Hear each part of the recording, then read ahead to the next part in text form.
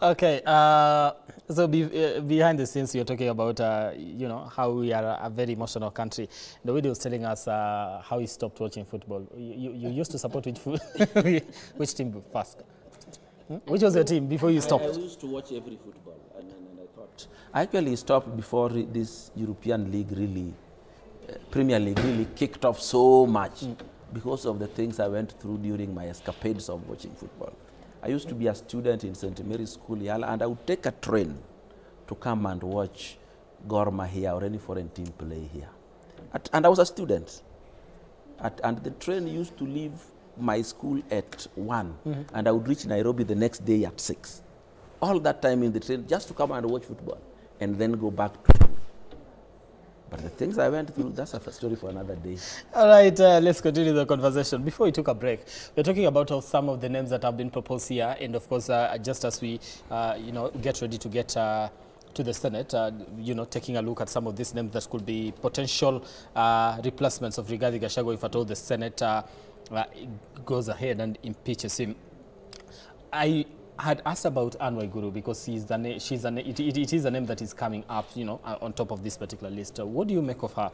Because now we are talking about the next deputy president. What kind of person should he or she be to be able to work well with the president and to some extent break the curse of the deputies? I am not the president, but this is what I have to say about Anne Waiguru. Anne Waiguru is a very emotionally balanced lady that I know in Kenyan politics. She can decide that this is the correct route to follow, and she will follow it without being swayed by emotions. And again, if she is going to be the DP, or if she will be the DP, for the House of Mumbi, this is Anne Mumbi Waiguru. And you know, ladies are more acceptable in Kikuyu land than elsewhere. They were once led by a lady called Mumbi. No wonder they are called House of Mumbi. It will be a repeat of history. It will be natural. It will be actual. But I don't know what parameters the president has put on his table as he looks for his deputy. Okay. In terms of ambition, you say she's emotionally balanced. Meaning she's emotionally balanced, that if she knows that I have to play down my ambition to run this race to the end, maybe 2032, she will do it without being swayed by her own internal emotions. I have seen how she has handled herself in various political battles. At one point, we were with her in the so-called Azimio, and she weighed things. She assessed the situation, did her own data, and walked away from there and knew where she would succeed. Okay. And she was never swayed about the many things that was offered to her, the many promises. She knew what was right for her. All right, Julia, let me come to you now that you come from Murang'a. Yes. And you're not in any way saying that but Murang'a County seemed to have produced close to 2 possible candidates that would might succeed the deputy president position after Rigathi Gachagua supposedly he goes, you know, the impeachment goes through. We have Irungu Kang'ata, who is the governor of Murang'a. Would he make a better choice or a good choice if at all he actually was picked? We are not looking at who is the better, but what kind of person would they be as deputy presidents if at all they make the cut? Both of them are well-known people or persons to me, and I would like not to comment on that and go back to my work and continue editing my books that I'm launching on 7th of December. Instead of commenting on that, and rather invite them on that day, so that I don't make more enemies than friends. No, you can choose to say a positive thing. I don't want, I've said they're friends. Okay. We are friends. I know them. Do you think they will make better deputies? I don't have a comment for now because both of them, they have jobs that they're already doing. So why can't they finish the jobs? There is 2027 in 2 years, and we can front one of them. Yeah. Okay. Already, Irungu Kang'ata, he's the governor of Murang'a. You know, looking at, when you look at opinion polls, if at all that is anything to go by, he looks like somebody that is working for the people. he's been fronted as a possible replacement to Deputy President Rigathi Gachagua. If at all he was made a Deputy President, would he make a good cut based on the history that you've been able to interact with and, you know, just and what we want to see in that particular office moving forward? Of all those people from the mountain that you have mentioned, other than Waiguru, I have had a chat with Irungu Kangata. But considering the battle that will be ahead of the president in the re-election in 2027, he may not be the best, but he's a very good option, especially considering people who can play down their ambitions. He would do it. He's a smart guy. Because I know he has got a lot of ambition and he's trying to play them discreetly. Because he's also a person that, as you can see, he loves the media hypes. And he's a lot there. And it's something that he does smartly that many people who are not smart enough cannot see his game. Other than that, I don't think he would be a bad DP. He would be a good one. But there are better people considering what would be, what I would consider. What the president would consider, it's totally different. It's totally a different story. It's a different ballgame because he has not intimated into me that I want this kind of person. If he did, I would pinpoint the exact person that should get there. Okay. And I want also to get your sentiments on one individual too, and that is still from the same county, Ndindi Nyoro. We did see, in the onset of what was happening, we experienced quite a lot, and I believe that we'll be coming back to take a look at that. Right now I want to cross over to the corridors of justice to get and just listen in. Let's listen in. As once served. On the prayer for leave to lodge the documents physically, we have balanced the submissions made by the parties, and for the abundance of caution, we direct that parties shall continue filing their documents electronically. However, should they find any challenges, they are at liberty to lodge physical copies by delivering the same to the Deputy Registrar, Constitutional and Human Rights Division. On the request for a mention on 18th of October 2024, we declined the prayer for the reasons that it is speculative and in any event, the parties have the liberty to move court at any time. However, the court is alive to the fact that there are pending substantive petitions in this matter. To that end, the court should give directions for the hearing of the consolidated petitions. As such, this matter will be mentioned on 29th of October 2024 at 2:30 p.m. in open court with liberty to appear virtually. That's the ruling of the court.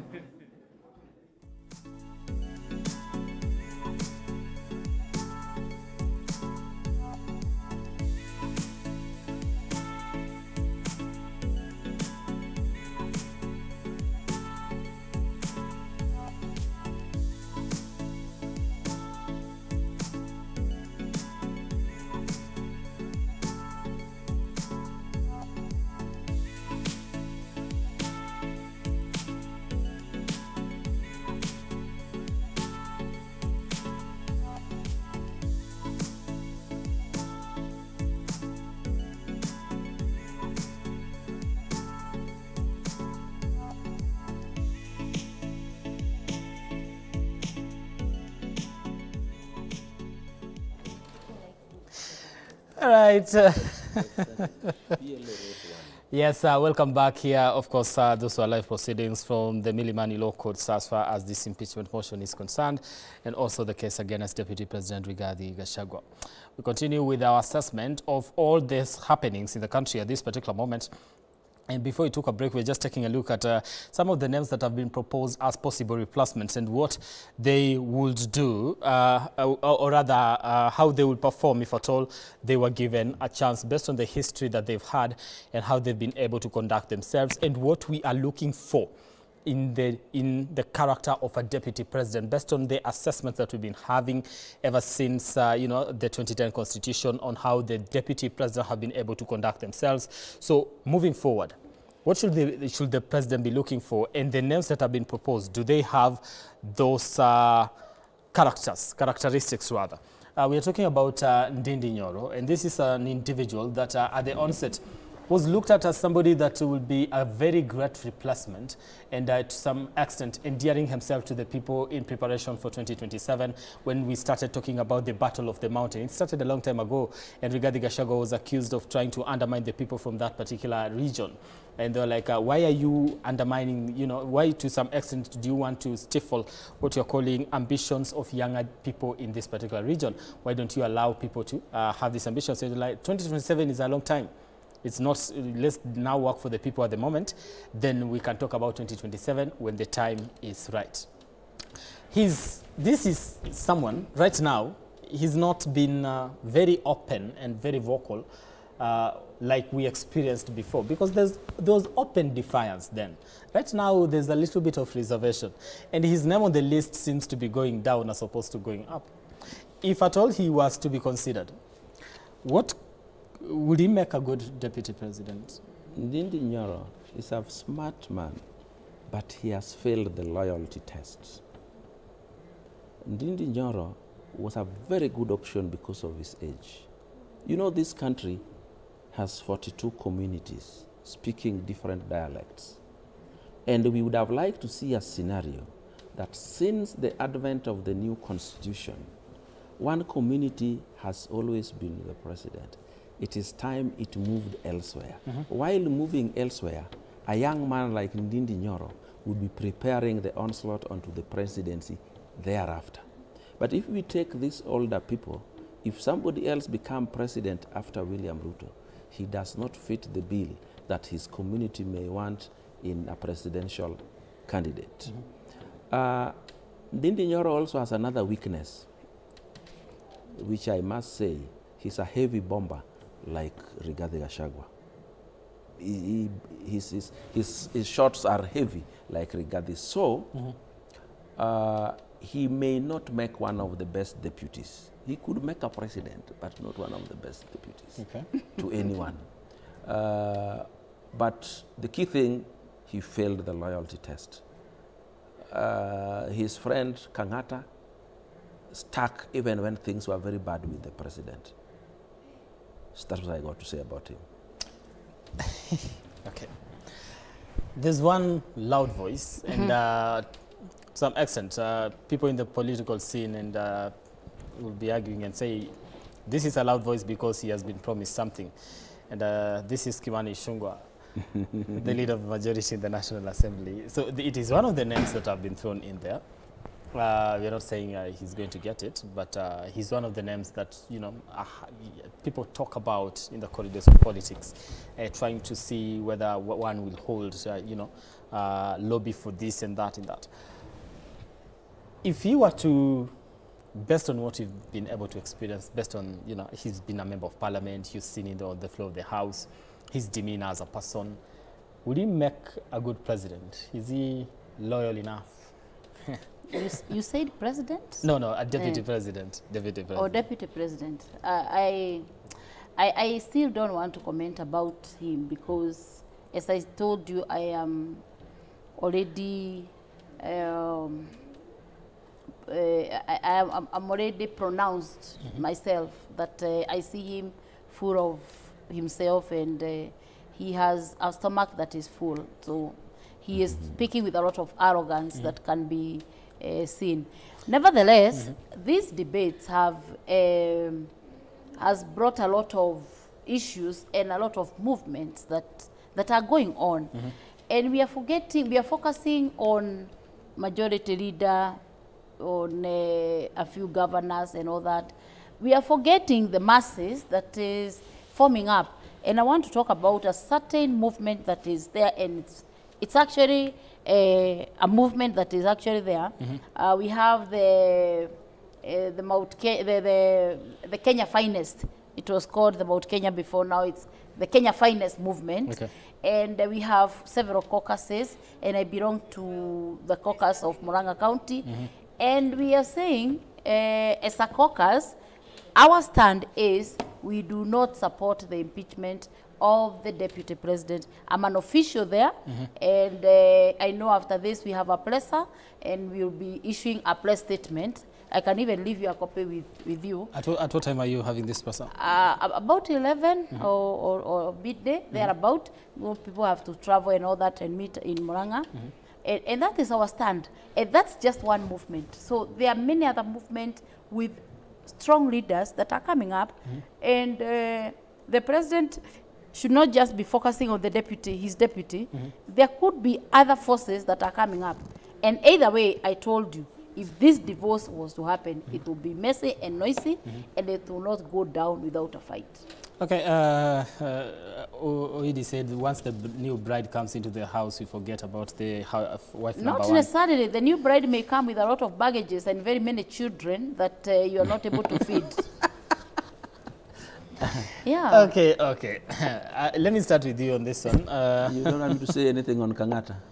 She refused to say anything. But I can say. Okay. No. You cannot comment about my governor in Murang'a because he is my Kangata governor. And you already said that. No, sorry, he is Ichung'wa. Ichung'wa. Oh, No, you haven't commented on Ichung'wa. Ichung'wa. Ichung'wa the other day was even hosted in his place. Thank God he was not banned. And I pray he doesn't get there. Yeah. Okay. Ichung'wa. You know, Ichung'wa, I told you Ndindi failed the loyalty test. If there is anybody who has stuck with the president from day one, even the day we had even the Kangata wa Barua, Ichung'wa has been loud on the side of the president. When the president toured this country, you'll always have Ichung'wa around him, and he will be firing from the president's corner, whether it is to anti-development, whether it is to political opponents. He's always been beside the president in this matter. I am not very much exactly sure about his age. And I also heard people saying, oh, you know, people who are already holding positions, you need to move them. But a DP is a very high position in this game. And I can tell my people from the mountain, if they think they have lost somebody who would take them to Canaan, in Ichung'wa they will get one who would deliver them there without even a stop in Jericho. Are you serious? So Ichung'wa is a smart man. You can rely on him. Very brilliant. You can wake him up asleep and tell him, Ichung'wa, we are talking about this, and he will have something to say about it. So he's a smart guy. Is it the loyalty that makes him a good fit for President William Ruto, if at all he makes the cut to be considered one of the people that will actually replace Gachagua? Is it loyalty that plays that? That is the problem we have here. That is the problem we have with Jaramogi versus Jomo. That is the problem we had with the past vice presidents and DPs. The presidents don't feel they are loyal enough. So you need somebody very loyal near you. Somebody who can take a bullet for you. Somebody who will discover you are incapacitated and still do not make an attempt to remove you. So Ichung'wa is one such person. Why don't we then go for Kalonzo? Kalonzo who? Sioka. Okay. The melon himself. He's a good man, but that's supposed to be but my you question. see, why are you getting into my script? That's supposed to be a question. but you see, Yeah. Kalonzo, you know, we need a DP who carries the future for his people, at least. Who you say, okay, after President William Ruto, ameweka mtu wetu kwa DP, so he would be a possible presidential candidate. So after President William Ruto, how old will be Kalonzo? Kalonzo can only go for the president now. He cannot, or he can go for a DP if a person as old as son of Jaramogi was a candidate, then Kalonzo is younger. But Kalonzo being the President William Ruto's DP, no. Yesterday he did say he's not been offered that position because the president knows that even if it was offered to him, he will not accept it. Of course, in politics, we don't say what we mean, we say what we want to say. Back on you had made an argument around the loyalty that has failed quite, you know, a lot of people when it comes to the first or the second in command. But during campaigns, and you know, in the until we had this broad-based thing, and maybe I think that's where the rubber met the road, and you know, everything started going south. The problems began. We saw a deputy president that appeared to be extremely loyal to the president. If at all, you know, defending the president, defending the government, you know, shooting from the hip is what you want to call loyalty with what you're seeing with the majority leader. Then still that has gotten Gachagua to the floor of the Senate trying to defend himself. Let me tell you how not to defend your president. When the public is accusing the president of being a liar and you go selling yourself as a truthful man, that is not how to defend the president. And from where I sit, I believe the forces and the voices that were branding the president as a liar, he was behind them. You know, in politics, if you are a political analyst, it is not what is said only. It is why it is being said and the time is being said are key parameters in your analysis. You know, President William Ruto, just like me, can see beyond what you are saying, can listen to your actions the same way they can listen to your statements. You don't become loyal to your boss by opposing everything he does. When President William Ruto visited Siaya, the next day he went on saying, this government is for shareholders only. When President William Ruto treated maybe Raila Odinga in a way that suggested that he's no longer bitter with him, he went and said he has put Mitego kwa State House all over the country. Is that the way to be loyal to your boss? Is that the way to support your boss? And there's something people are being selling, that probably Rigathi was rebelling because of the BBG. No. BBG came much later after the Gen Z. A Gen Z which we, in where we sit, believe the person behind it is Rigiji himself. We believe he's behind it. You believe that Gachagua was behind the Gen Z? We believe, in fact, I would like an investigation to find out the extent of his participation. You cannot go to Mombasa after Parliament has been breached, a breach that people did not expect, and you already know who breached it. You already know they don't have leaders, they don't have tribes, and they don't have parties. And you are already asking them to stop it. That's what people were saying. People on the street started with that particular chant. We are tribeless, we are leaderless. People listened to him. Ordinary Poloi in the street would not come and say, you know, these people have no. In fact, the actions that were taken by the Gen Zs could not be possible if they had no leader. The only way God managed to bring down the Tower of Babel was to make sure they have no leadership, they have no language cohesion, they have nothing. There's nobody to communicate on their behalf. A people, however brilliant they are, if they have no leader, they can do nothing. They cannot do posters and post on social media daily. They cannot organize political rallies on social media daily. They cannot respond to accusations. They cannot give demands. They cannot reject requests. Those people had a leader. And if you say they don't have a leader, it means you know they have a leader and you want to hide that. Okay, so what would be his interest, if at all that's the argument you want to go with? Yes, the argument I want to go with. Rigiji, as we are speaking now, is about 59. By the time President William Ruto gets out of office, probably he feels he would be too old to get it now. He wanted to get it at this time. You know, his best friend is the Nyeri governor. And you know how he became governor.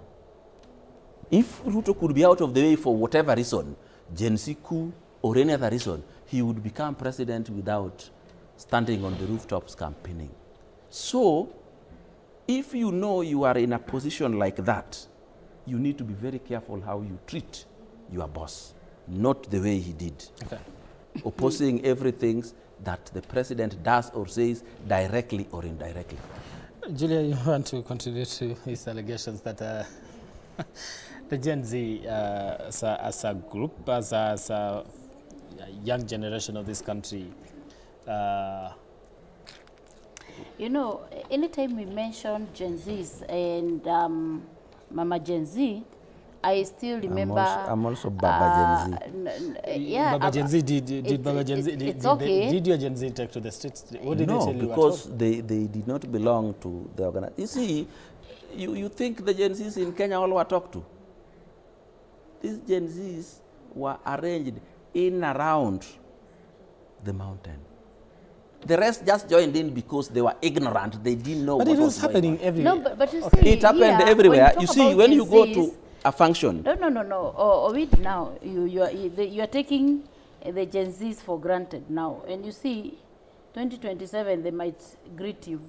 No, even now they and can what come. we are saying, they are not there. We must always remember we have real people, real Gen Zs who died out of this protest. Yes. Real bloodshed that was shed during this protest, and pinning it down on one particular person, that is the deputy president.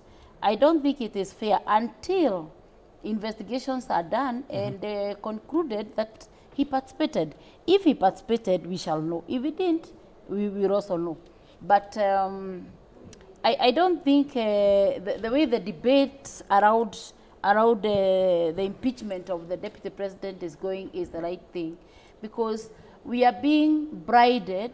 I wish Parliament and Senate would be discussing the amendment bill coming up on 25th, and Kenyans, you should be able to set in large numbers your reject memoranda on the same.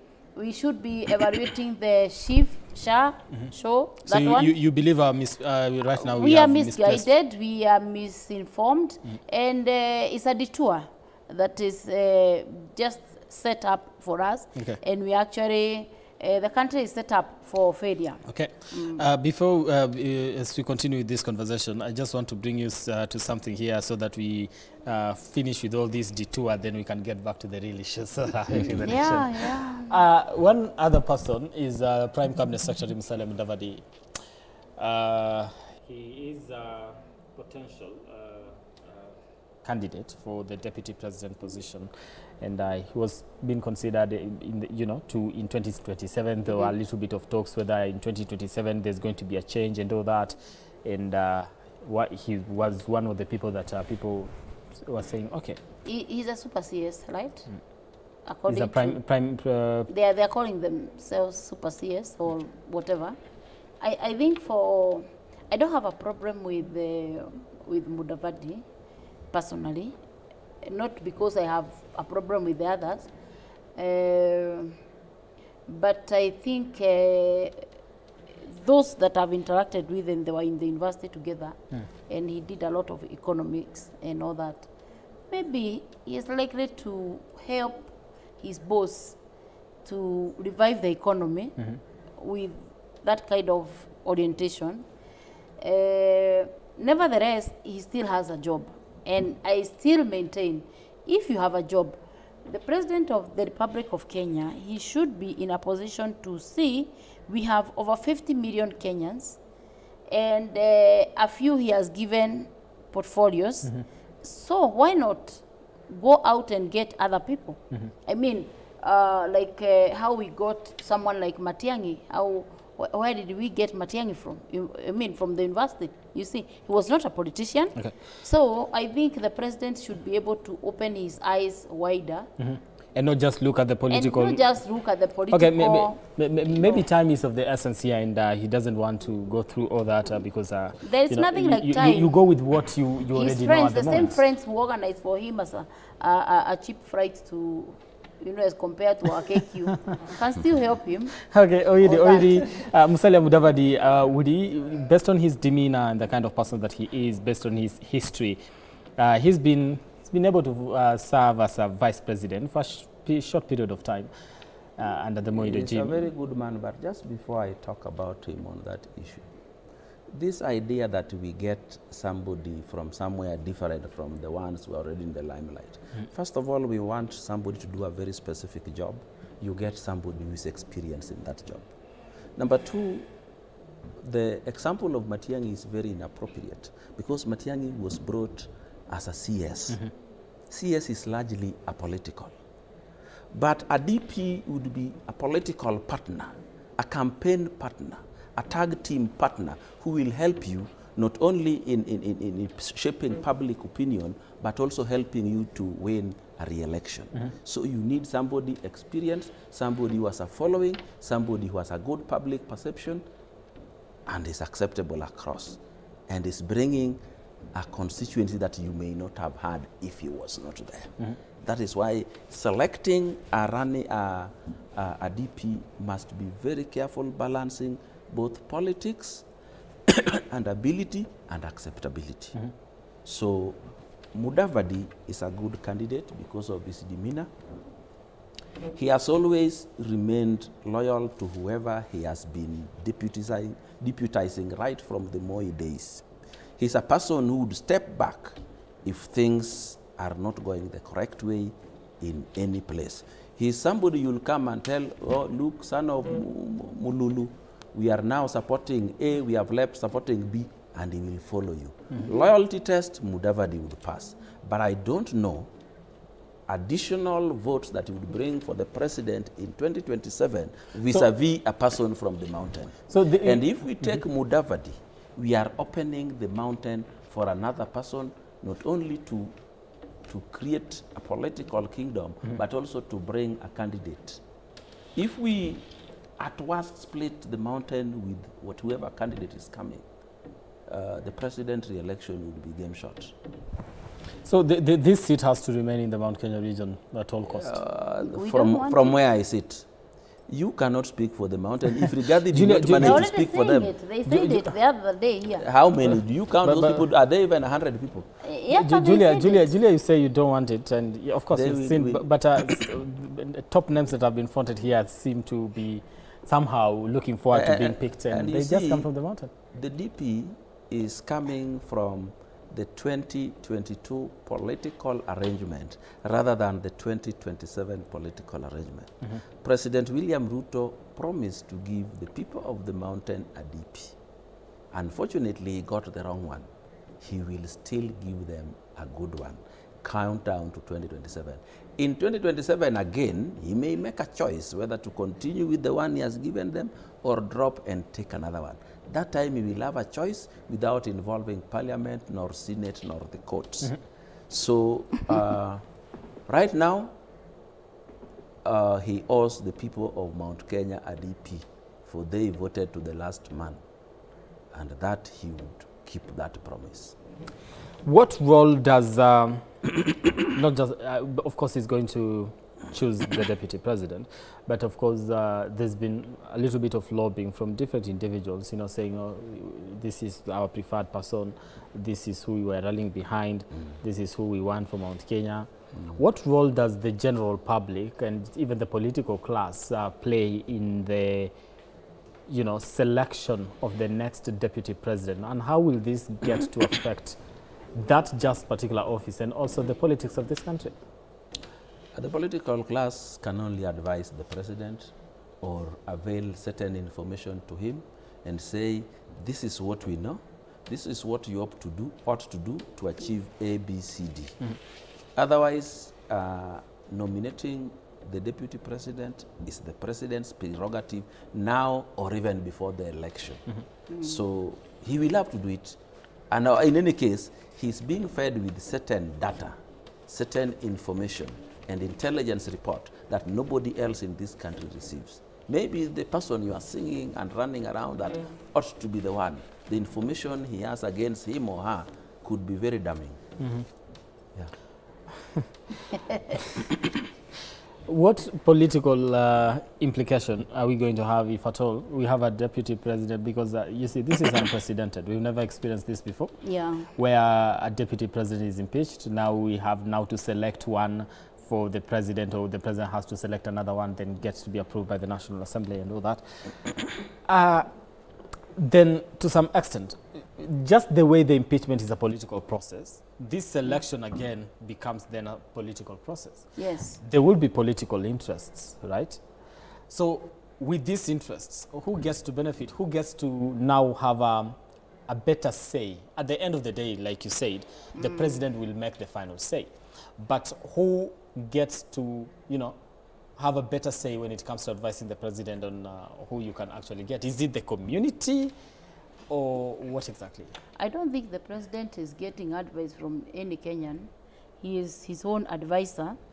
And the buck stops with him. Whoever he wants to appoint will be appointed. And I don't want to be rude by saying whatever I would have said here. But whoever he wants to appoint, let him appoint. If the impeachment goes on, but then he should remember the precedents that he is setting, the same people that he is using to impeach the current deputy president will be the same people who are going to do an impeachment for him.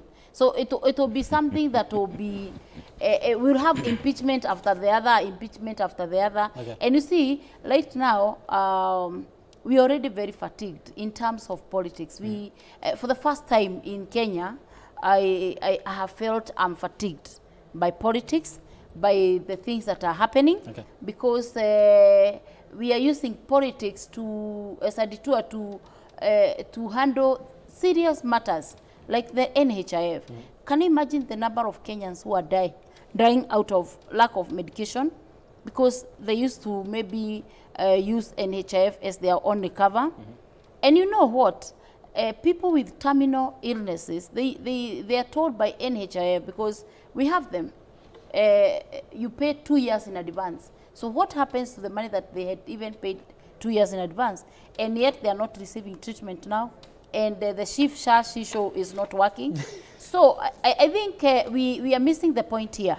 And I asked the other day in my TikTok, I call myself Kiongozi Mashinani, but I'll change to my real name now. Because I've realized I may keep saying I'm a Kiongozi Mashinani, but most of our people, electorate, they elect one of them. So I mean, I just need to be Julia Chege, Daktari, and all that. I think it is very wrong. It's very wrong to have so many Kenyans die, and ask the president how many Kenyans does he want die, so that he can actually imagine the magnitude of the damage of the shisha show that is causing. You know, we have tried to give opinion, we have tried to give our, you know, our scholarly intervention, but it seems to be falling on deaf ear. Nevertheless, no, still on this issue of deputy president, I am sure, however, we want to give opinion and keep on saying this could be better than this, still it's the same. Okay. Oidi, the same question I asked Julia here. This is a political process. We are talking about a region that needs to give the president a better fit. And in terms of selecting this, but if at all we are going to return this back to the mountain, then we need to choose somebody that is going to, you know, either has the backing of the community does believe. You are shaking your head. You don't believe that? I don't believe it, because I still can't understand the bitterness with which some of these people have because Rigathi is going. Rigathi Gachagua was a creation of President William Ruto. He was presented to the mounted by William Ruto. It is not the mounted who told William Ruto we want Rigathi Gachagua. President William Ruto is going to present to them a new DP like he presented to them Rigathi Gachagua. That is what it is. So again, these people bringing in stories of Sijui the Shisha is bad, Sijui what is bad, and we are busy impeaching the DP. When it comes to mending the national leadership, nothing stands in the way. COVID did not stand in the way of any election anywhere in Africa or in the world. And that thing was killing people by the minute. So when it is dealing with a leadership that will take the country forward, nothing stands in the way. Because whatever is going on in the health sector, there is a minister there, there is a PS there is a director of health services and medical services. All of those people, that is their responsibility. None of them is expected to participate in the impeachment debate of Gachagua. They should move on with their duty, correct those messes. And if they can't correct, when the president is over and done with these other things, he will go back there and ask the minister, what did you do? And if you did nothing, you will go home. That is how to work. But you cannot expect one president to be in health, in education, in everything. The people he puts there will do their job. If they don't do, they will go home. But we can't stop what ought to be done nationally because some people are failing in their ministries. Okay, I want us to listen to Majibu Kisau, who is the Senate. Of course, not of the Senate, I beg your pardon, sorry for that. It's Milimani Law Courts, of course, where you had the proceedings of a case that has been filed in the courts to try and determine whether the Senate will not continue with the process of impeaching the Deputy President Rigathi Gachagua. I want us to cross over to Majibu Kisau. Kijana, how are you? And what's the latest from that particular front?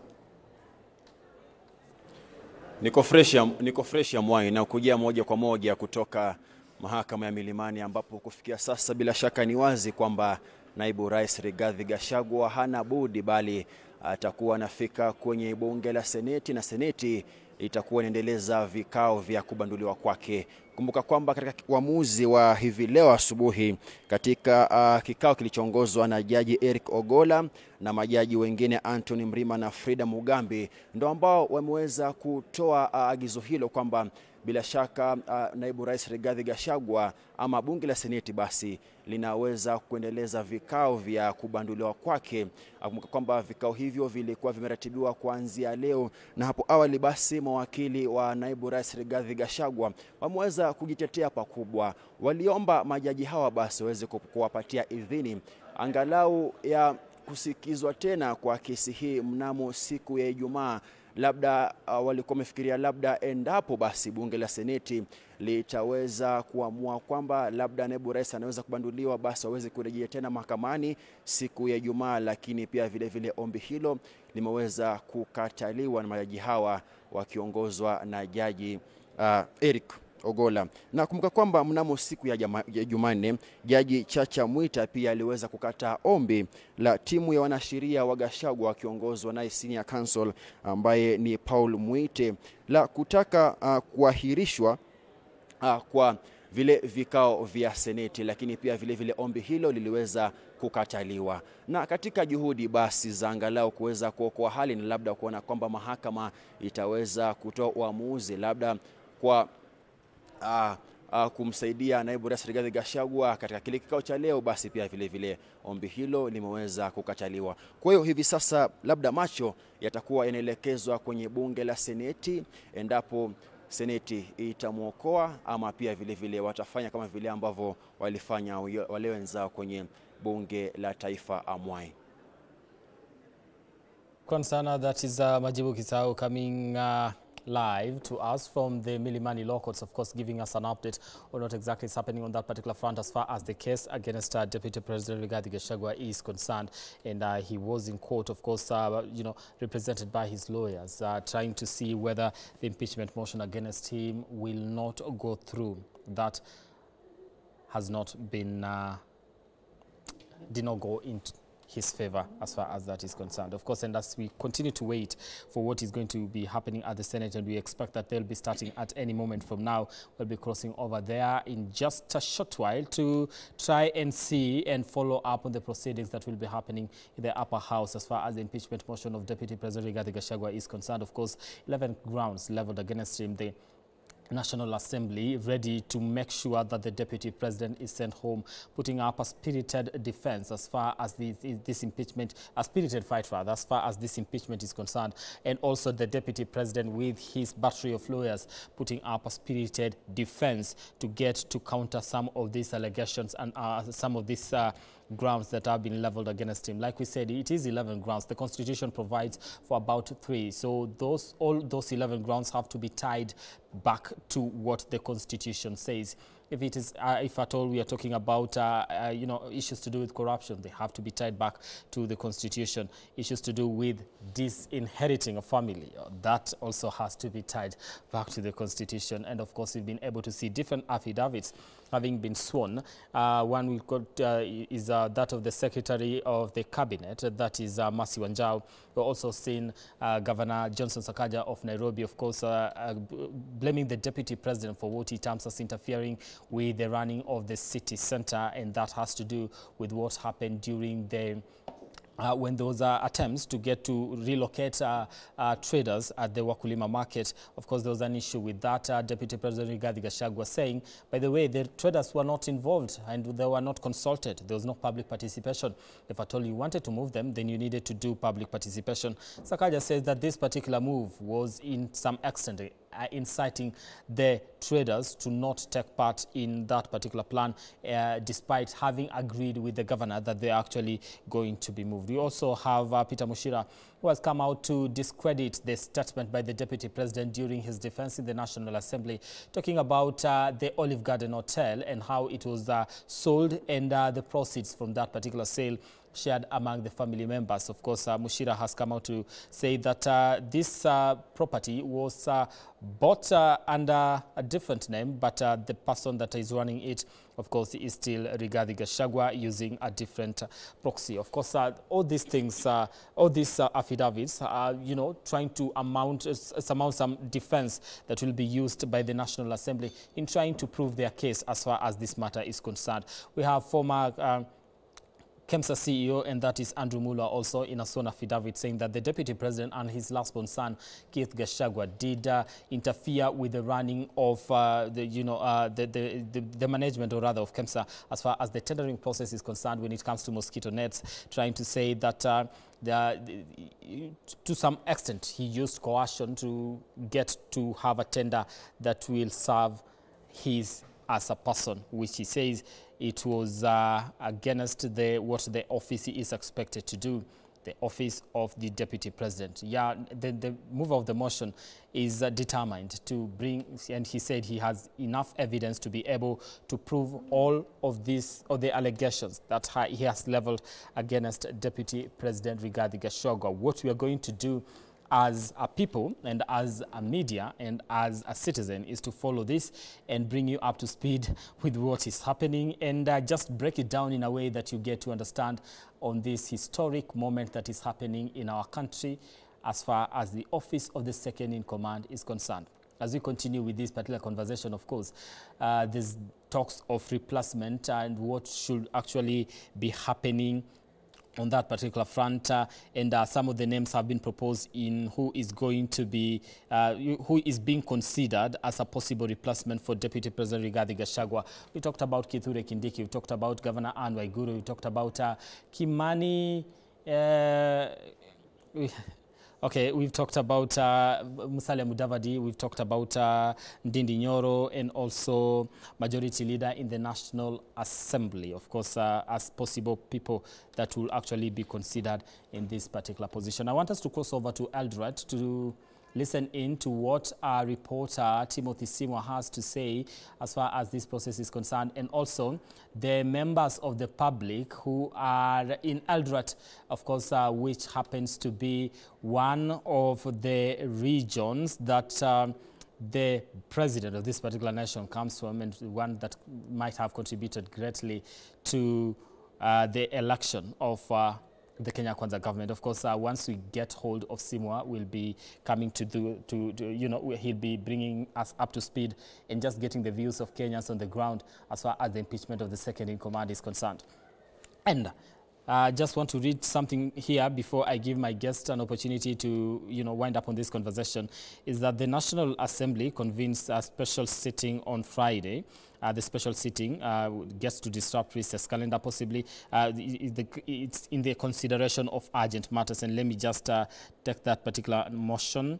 that pursuant to the provisions of standing orders 28 for calendar of the House and 33 hours of meeting, the House resolves to commence the short recess on Tuesday, 22nd, 2024, and hold sittings on Friday, 18th October 2024, commencing at 9:30 a.m. for the morning sitting and 2:30 p.m. For the afternoon sitting for purpose of considering priority business, including mediated bills. Of course, this is something that we'll be following up and bringing you up to speed. Now, we want to cross over to Eldoret, where Simwa, how are you? And how is Eldoret at the moment? And what are the views of the people of Eldoret when it comes to the impeachment of the second in command? Bring us up to speed with that.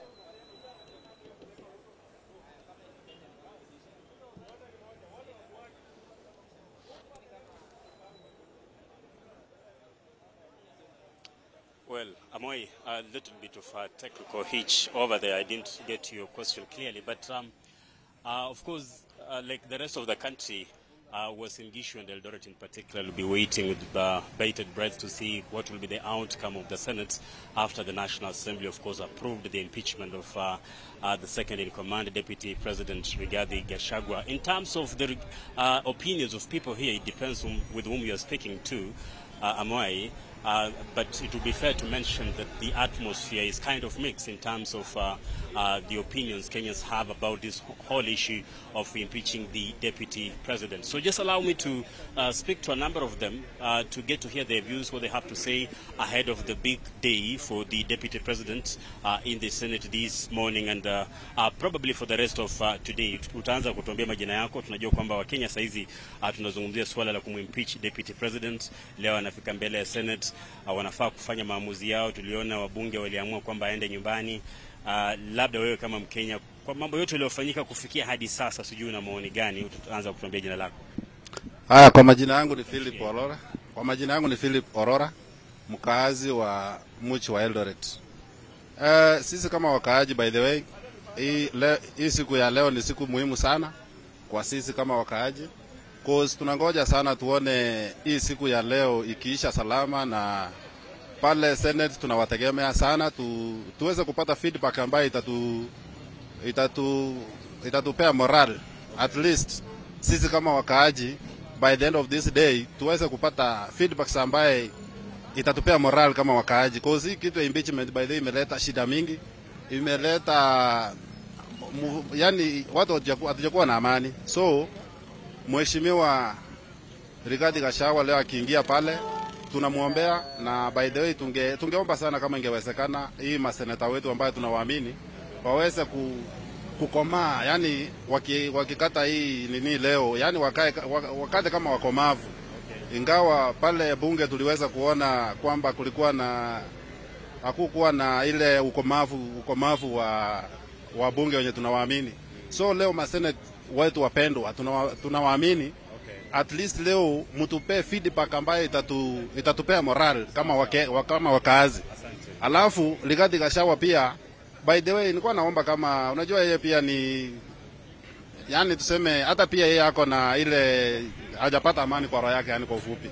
So yeye pia tunamuombea aende huko kwa ukakamavu, achieleze at least masenate nayo waweza kufanya ile yao kwa pande yao. Asante. Acha tumpe Mkenya mwingine fursa ya kutoa maoni yake. Wewe usijui una hisia gani kuhusiana na swala la kumuondoa afisini naibu wa rais? Kwa majina ni Joseph Firi. Upande ya kumuondoa naibu wa rais, tuko na viongozi wengi kwa hii Kenya ambao wako na scandals kwa hii nchi, na ni vizuri kama ingekuwa wanatumia hiyo njia kuwaondoa, na kama ni kweli Senate wanafuatilia ukweli jinsi anafaa kuondolewa, na hakuna mwenye tutasema zaidi kuna kiongozi ambaye ni mweupe kama pamba kwa hii leadership. Kuna watu wenye wako department zingine tofauti wako na cases, na ina take long time, na this time ya hii imefanyika kwa haraka sana, na sisi wananchi kitu yenye tumekuja kama mimi for example tuko disappointed. Wananchi tuna complain vitu mingi imetufinya kama cost of living, maisha imekuwa ngumu, lakini wajaichukulia very fast. Wakati imefika ni mtofauti ya Ruto na deputy president imetufikia kwa haraka sana. Ni wakati shida yetu imekuwa inatupress. haijaichukuliwa kwa haraka jinsi ilivyo kama sasa hivi. So kitu yenye tungependa kama procedure ya ukweli inafuatwa, hata yetu ingefuatwa ya wananchi. Life ni ngumu. Na naibu wa rais kama ni mtu anaona ako na nguvu kwa siasa, angeresign. Alafu baada akwe na chance. Isikue kama ile time yenye ataimbichiwa alafu tena wakati tutaona ni kiongozi alikuwa na stahili akose tena kukua kwa debe pale. Lakini akingoja imbichiwe si tunamlose. Kama ino muhimu upande wetu. Kiufupi unaona kama hiyo process sio fair? Kama process itakuwa fair na evidence ikuwe ni clean anafaa tolewe. Na kama ni kweli hana kesi, hapaki. Hiyo ndio kitu tunataka, proof ya ukweli ama proof yenye si ukweli. Yeah, ndio. Labda Amoi, allow me to speak to another resident here. Maoni yako kuhusiana na mambo ya impeachment ya deputy president? Maoni yangu mimi kama mkaaji wa hapa Wasinikishu, ningependa kuomba, maana tumeona mambo ambayo yanaendelea katika nchi ya Kenya. Haya mambo yanatuchanganya mpaka tunachanganyikiwa, tunashindwa tufanye nini. Ningependa kuomba tu Mheshimiwa Rais, ambapo ni Mheshimiwa Rais William Ruto, jambo la kwanza ambalo angefanya, yeye angekuwa amesikiza si mzuri mwenzake anaongea naye ananyamaza. Wangekaa chini waelewane, amuulize umeonaje tufanye aje. Ndio Gachagua atakaposema tufanye hivi na hivi waelewane, maana wanapoendelea kuongea hivi na inasemekana koti imeamua hiyo mambo yasiendelee. Inamaanisha koti inamaanisha yeye asiende nyumbani. Na Senate inaelewa, Senate ni wase wanapoamua waseme Gachagua aende nyumbani, watakaa aje? Jambo la kwanza Mheshimiwa Ruto angekaa mapema kabla mambo hajaripika, aongee na Mheshimiwa Gachagua wamaliza hii mambo ambayo yanasumbua katika nchi ya Kenya. Sina nataka maendeleo, tutaki mambo mengi watu wanapigana, maana fahali wanapopigana ni nyasi naumia. Hatupendi kuumia, maana nakufa na njaa, kuumia kwetu ni kufa na njaa. Napenda kazi iendelee, maisha iendelee mbele. Asante sana kwa hisia zako. Amoi, in a nutshell, you've had the opinions of some of the residents in Uasin Gishu County. Perhaps it's fair to mention that they feel that the issue of impeaching the deputy president is not a priority at the moment for the country. They feel there are other pertinent issues the government of the day should be dealing with rather than the issue of impeachment. But nevertheless, it is here with us. Like I said, the rest of the country will be waiting to see what will be the outcome of the Senate, whether they are going to hold the same opinion of impeaching the deputy president like it happened at the National Assembly. And of course, Kenyans will be waiting to see what will be the eventual outcome, and if at all the DP will surmount the challenge as he'll be pleading his case before the Senate this morning and for the rest of today. Amwai. Thank you so much, Tim, for that particular interviews that we've been having here, trying to make sense of what is happening in the country as far as Eldoret is concerned and the views of the Kenyans in different parts of the country. All right, I want to give my guests here an opportunity to now give their closing remarks as we wind up on this conversation, or as we close. Thank you. Thank you so much for being here with us for all this time, just trying to make sense of whatever is happening in the country. Your final remarks as far as the impeachment is concerned. Let me start with you, Julia. Thank you so much for having us here on this show. I want to remind Kenyans, let's go back to work. Let's support the cottage industries that are there. And the Kenya Finance Movement, do your presser as you're supposed to do. And lastly, if the impeachment of the deputy president goes ahead, I still want to remind him he is still our son, and he still has a place in our place.